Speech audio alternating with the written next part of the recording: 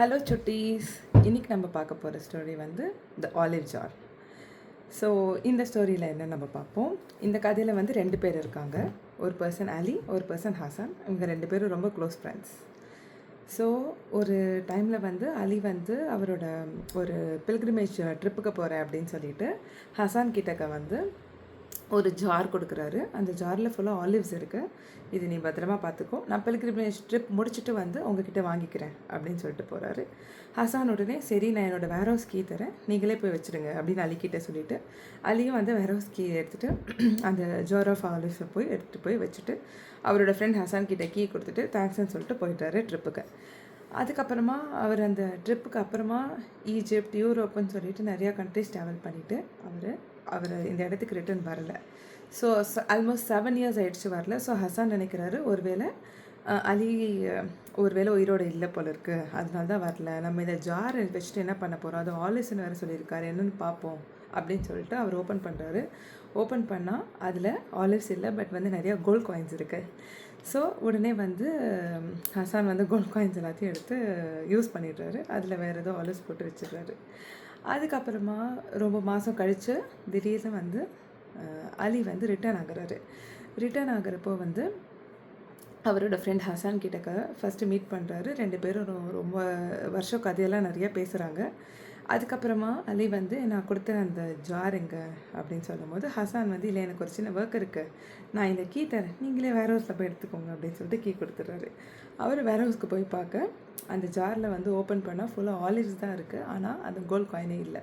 உடனே வந்து ஹசான் கிட்ட அலி கேட்கும்போது நீங்கள் கிட்ட ஆலிவ் தானே சொல்லிட்டு கொடுத்தீங்க, நீங்கள் சொன்னது தான் அதில் இருக்குது அப்படின்னு ஒன்றும் தெரியாத மாதிரி ஆன்சர் பண்ணுறாரு.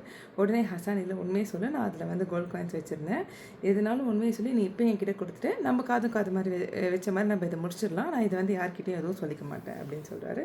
அவர் கடைசி வரைக்கும் அதை ஒத்துக்கவே இல்லை. அதுக்கப்புறமா அலி என்ன பண்ணுறாரு, சரி இது சரிப்பட்டு வராது, நம்மளோட கோல்ட் காயின்ஸ் வரல அப்படின்னு சொல்லிட்டு அங்கே இருக்கிற கிங் கிட்ட போய் பேசுகிறாரு. இந்த மாதிரி இந்த இஷ்யூஸ் இதை எப்படியா சார்ட் அவுட் பண்ணுங்கன்னு சொல்லிட்டு. ஸோ கிங் என்ன சொல்கிறேன், எனக்கு ஒரு 1 டே டைம் கொடுங்க, நாளைக்கு நீங்கள் அந்த ஜார் ஆஃப் ஆலிவ்ஸ் எடுத்துகிட்டு வாங்க, நான் இது என்ன பண்ணுறதுன்னு பிளான் பண்ணுறேன் அப்படின்னு சொல்லி அனுப்புகிறாரு. ஸோ நெக்ஸ்ட் டே வந்து அதே கோர்ட்டுக்கு போயிட்டு அலி வந்து அந்த ஜார் ஆஃப் ஆலிவ்ஸ் எடுத்துகிட்டு வர்றாரு. அப்போது அந்த கிங் என்ன சொல்கிறாருன்னா, என்கிட்டக்க வந்து ஒரு ஸ்மார்ட்டான ஒரு பையன் இருக்கான், அந்த பையன் வந்து உங்களுக்கு இந்த இஷ்யூவை சார்ட் அவுட் பண்ணுவான், ஏன்னா அவன் வந்து அவனோட ஸ்மார்ட்னஸை நான் அப்சர்வ் பண்ணியிருக்கேன் அப்படின்றாரு. அதுக்கப்புறமா அந்த பையன் கிட்டக்க இந்த விஷயத்தை ஃபுல்லாக கிங் வந்து எக்ஸ்பிளைன் பண்ணுறாரு. அந்த பையன் கேட்டுட்டு சரி ஆலிவ்ஸ் இங்கே கொடுங்க அப்படின்னு சொல்லிட்டு அந்த ஆலிவ்ஸை வந்து என்னன்னு சொல்லி சர்ச் பண்ணுற எக்ஸ்பர்ட் கிட்டக்க வந்து அவர் கொடுத்துட்டு கேட்குறாரு, இது எவ்வளோ ஓல்டு ஆலிவ்ஸ் அப்படின்ட்டு. ஒருத்தர் சொல்கிறாரு இது 7 மாதம் தான் இருக்கும்ன்ட்டு, இன்னொருத்தர் பார்த்துட்டு இந்த 9 மாதத்துக்கு மேலே ஓல்டு இல்லை. அப்புறம் இவங்களுக்கு ஆன்சர் கிடச்சிருச்சு.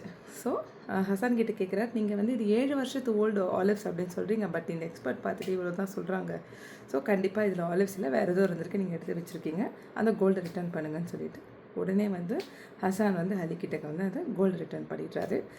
ஸோ இந்த ஸ்டோரியோட மாரல் வந்து நம்ம எப்போவுமே யார்கிட்டையும் எந்த விஷயத்துலையும் போய் சொல்லக்கூடாது. எஸ்பெஷலி மணி இருக்குது, ஓகே கிடச்சிருச்சு அப்படின்னு சொல்லி இன்னொருத்தவங்க மணிக்கு வந்து நம்ம ஆசைப்படக்கூடாது.